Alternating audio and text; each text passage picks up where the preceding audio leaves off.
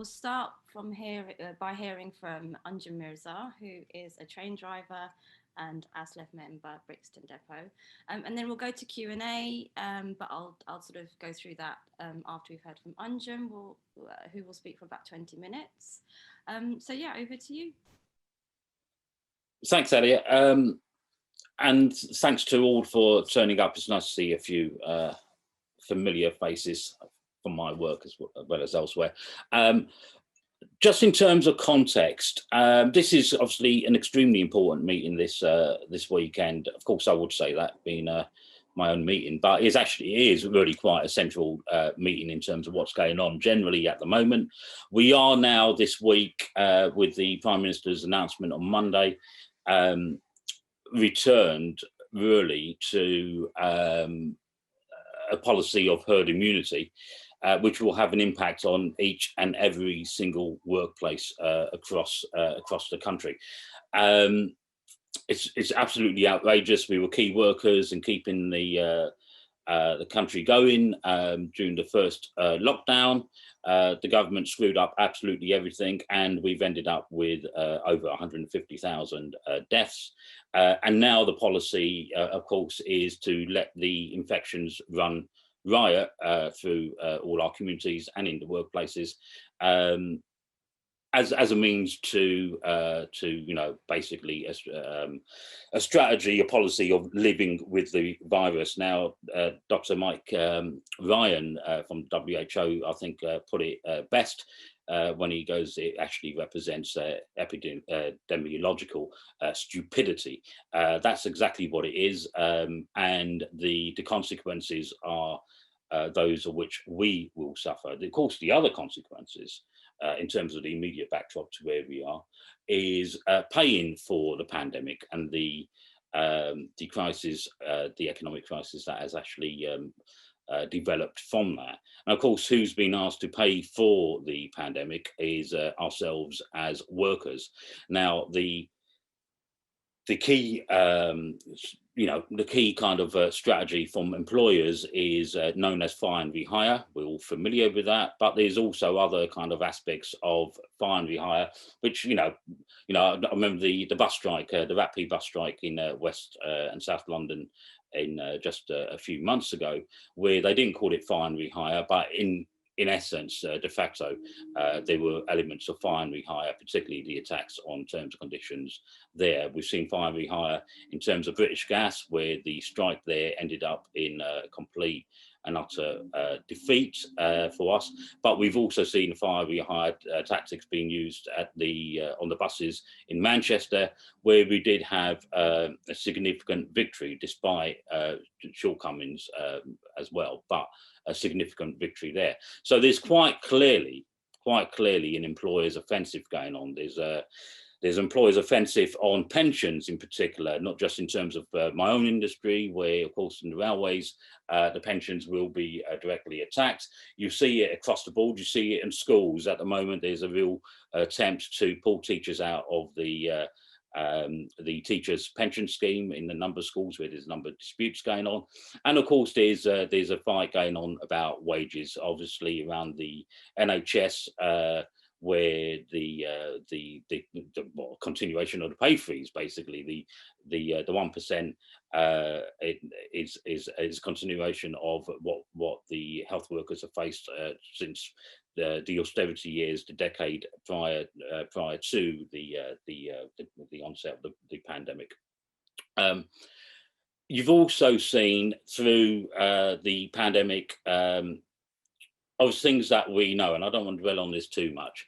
What is exposed is the pre-existing inequalities in our communities, the impact on the poorest, on what's in what we call BAME communities, the Black, Asian, minority ethnic communities, those who dispossessed, and the poorest communities in general, the disproportionate impact of the pandemic, but also in terms of the economic impact as well.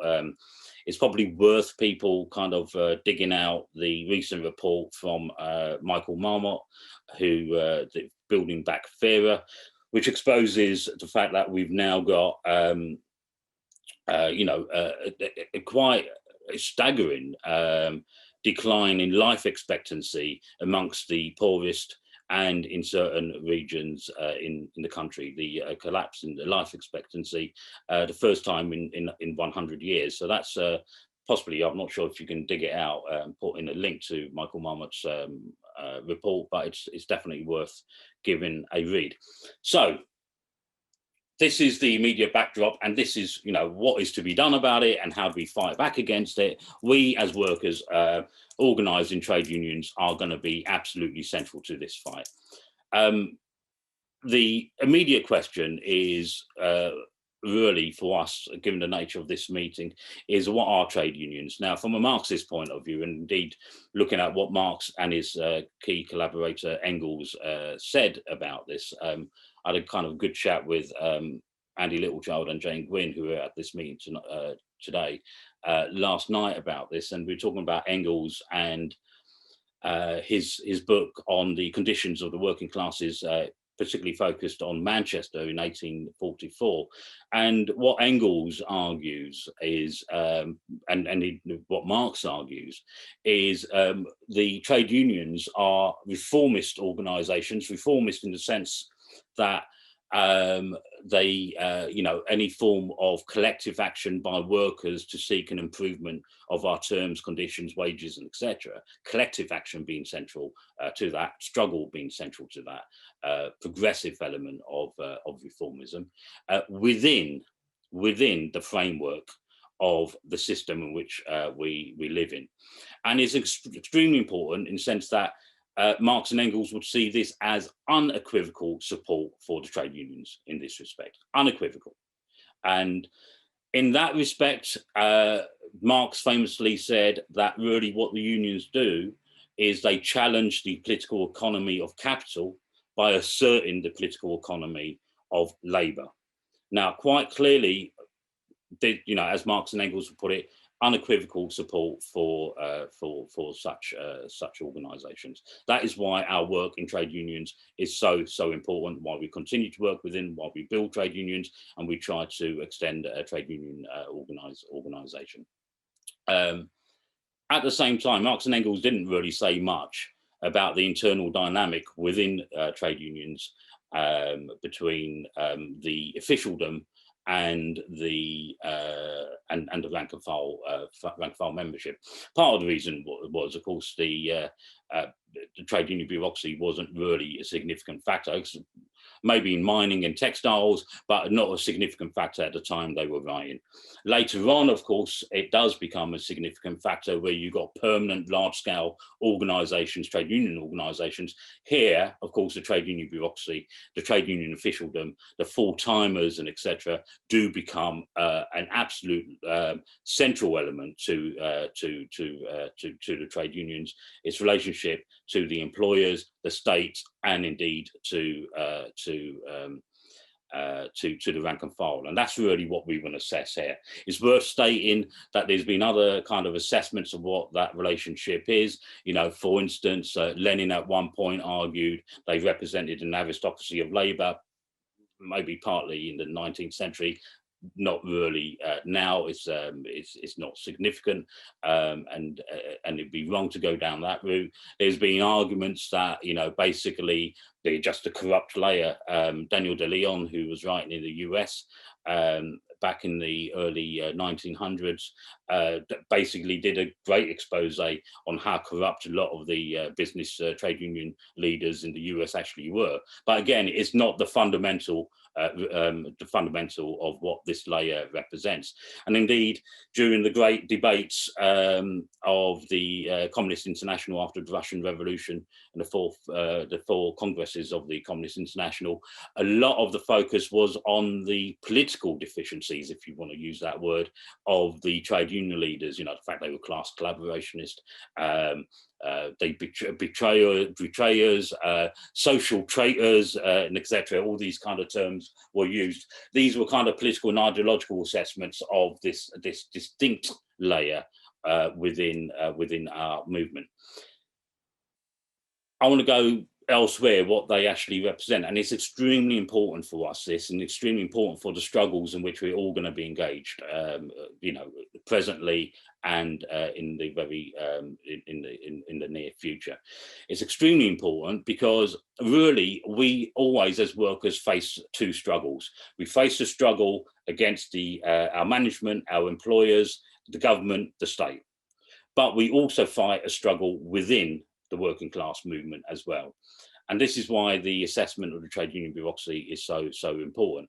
See, what they actually represent is a firm foot, intrinsically linked to the working class movement, a firm foot within our camp.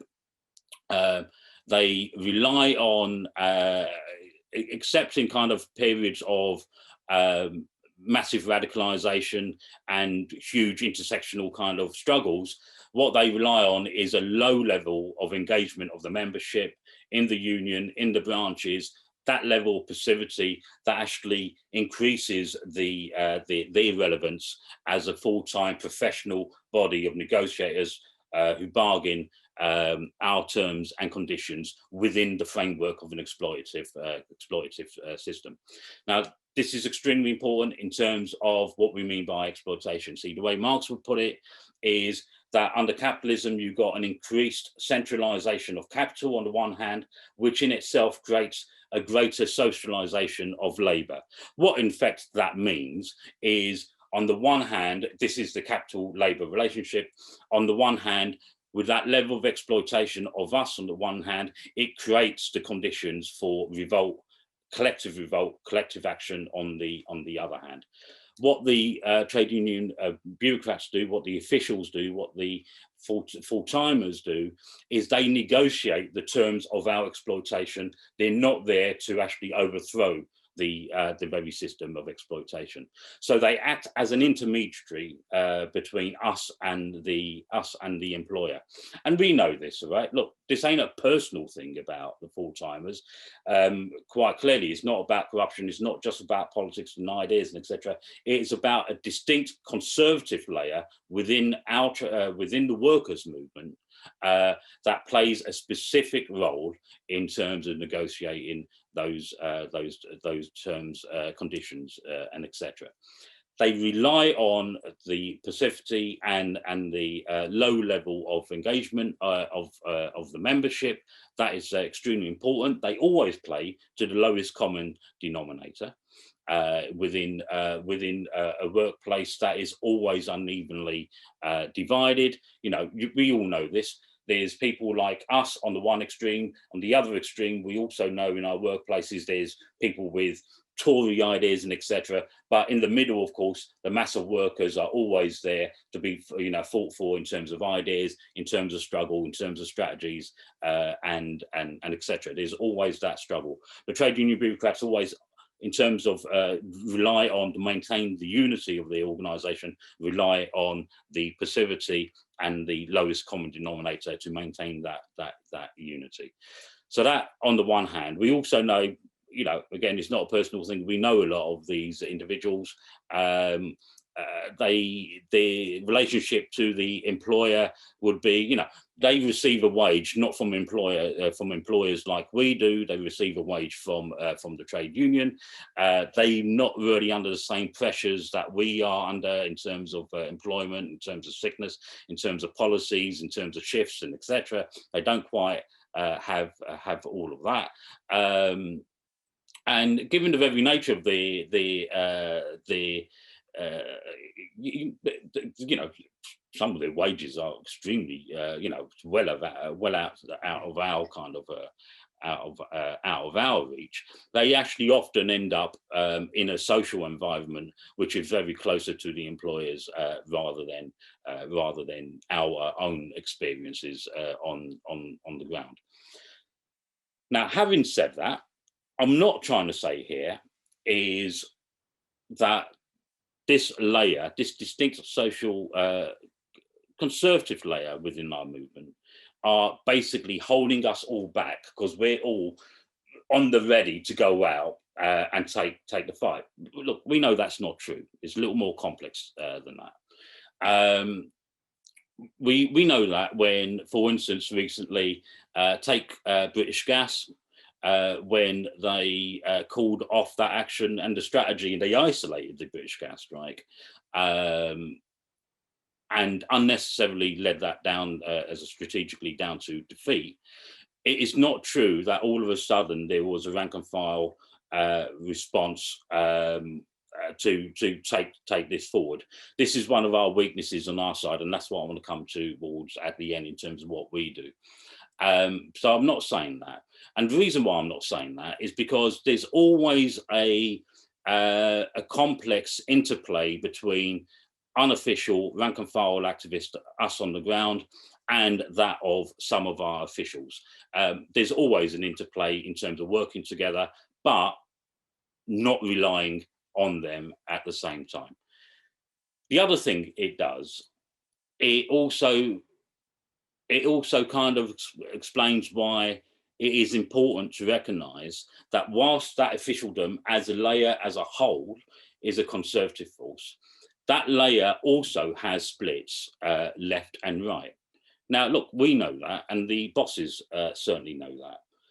We know, for instance, us on the railway at this meeting today know there's a huge difference between Bob Crow and previous general secretaries we had.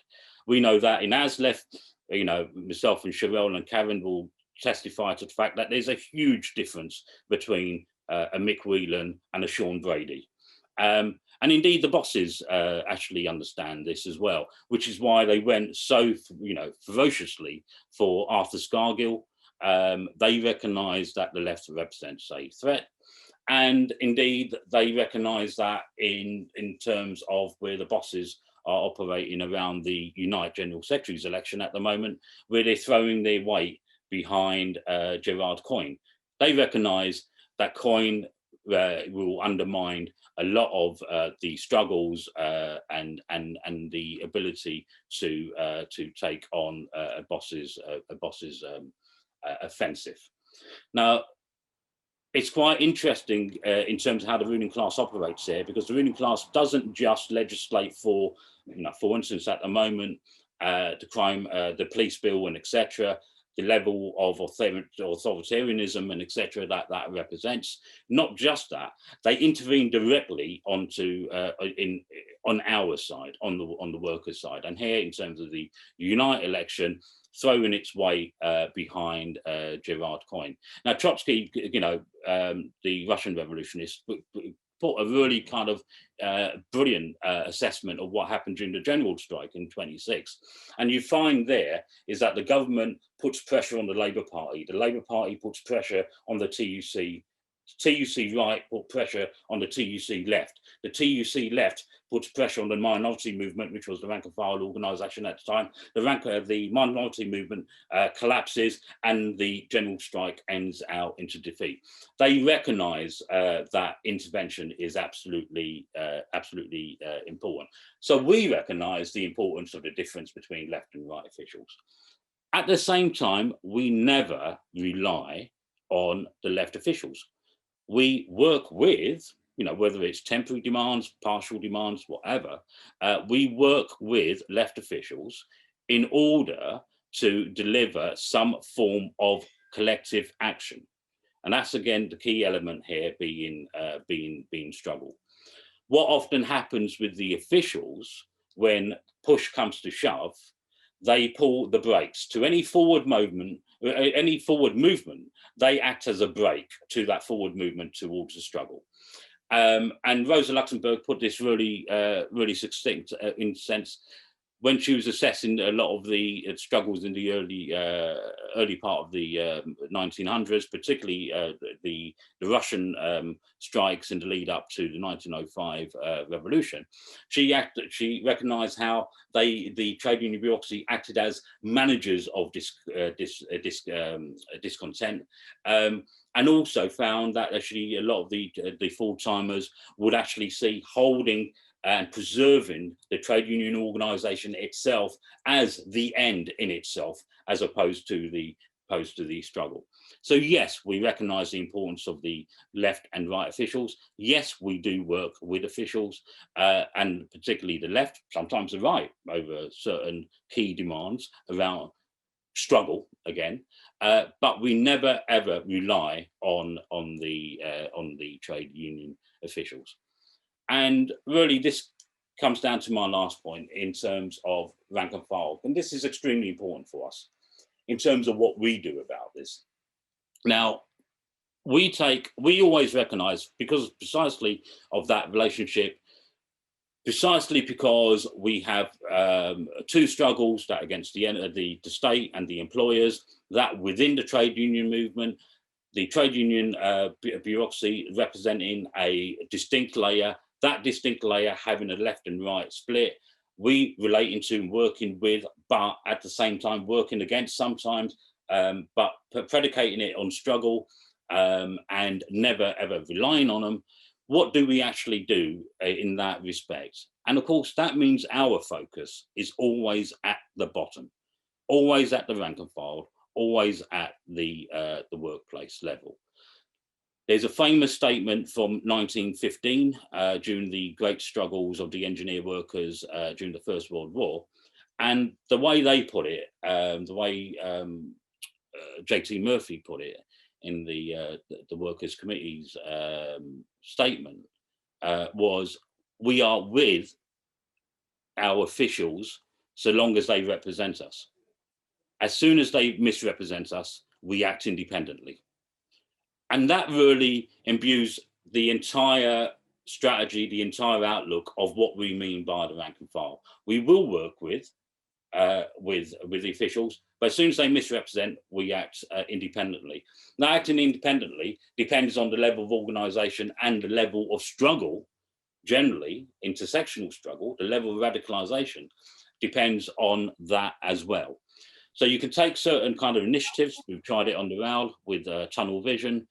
We've tried it on trying it in health. You know, Alia would know in terms of NHS staff voices and etc. But that's our starting point, recognising the key element, the real potential for revolt, not just in terms of the struggles within the system, but the struggles to transform the system lie on the shop floor, if you like, on the ground at the bottom of these unions.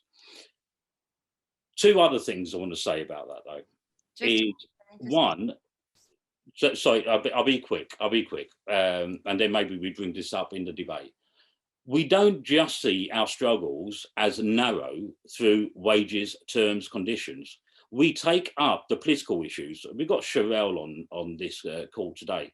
I'll tell you what, if we remain silent on the issue of racism, whether from manager or anyone, we're failing our duty as that part of the revolutionary wing inside the workplaces to actually, we're failing to take up those arguments, and we strengthen the right in that respect. Sherelle and others took up the argument of racism during the Black Lives Matter movement, and continually now, and that is what we mean by being the tribunes of the oppressed. As revolutionaries, we're not just branch secretaries and reps and etc. As revolutionaries, we are what Lenin called the tribunes of the oppressed. We take up those political issues, we take up the issues of racism or sexism and etc. because we recognise that these are the most exaggerated forms of oppression and attacks on us that represent an attack on all of us. The other thing is, of course, we take up other bigger political issues, and this I won't go into, come up to the debate. We take up the issues of, for instance, climate change. We take up the issues of young workers at the moment, the particular impact of the cuts that are having on young workers at this moment in time. And I'll end on this. I find it interesting that a lot of our young workers at work join the demonstrations on Palestine, join the demonstrations on Black Lives Matter, and etc. And actually they see, a lot of our young workers, that the system itself is the problem. They come back to work towards the and back into the trade union movement, and within the trade union movement, then the horizons are narrowed on terms, conditions, on wages, on pensions, etc. All these issues are important. Is how do we bridge that gap? How do we bridge that that gap between older workers and those younger workers? And that is really the whole thing about the rank and file. How do we put forward a class perspective? As opposed to fragmented, isolated disputes, how do we forge a link between these struggles? One, it means we engage in everything that moves, every single struggle, we engage directly in those struggles and help build that solidarity to see success for those struggles. But then we try to forge a link. And the link here is obvious in terms of the impact of the pandemic and the nature of the general nature of the employer's offensive. And that is absolutely key. In transport is obvious. It attacks us all. I don't give a damn which union you're in. What we need are strikes and picket lines, and no one damn dare, cross that picket line. And it means across the sector, not just on your trains, not just on your stations, not just on your track, not just on the signals, but the buses too. Yes, the ferries as well. How do we broaden that class movement of its strategic movement? And that is what the rank and file perspective is about. I'll shut up there and just open up for discussion. Thanks so much, Unjum. I think a brilliant point to end on. So I forgot to introduce myself. I'm Alia. I'm a frontline mental health worker and Counterfire member. So yeah, solidarity with all frontline workers, including Unjum and comrades, who put together, by the way, a weekly digest of industrial disputes called News from the Frontline. I think you should get a link for that. So do check that out and subscribe.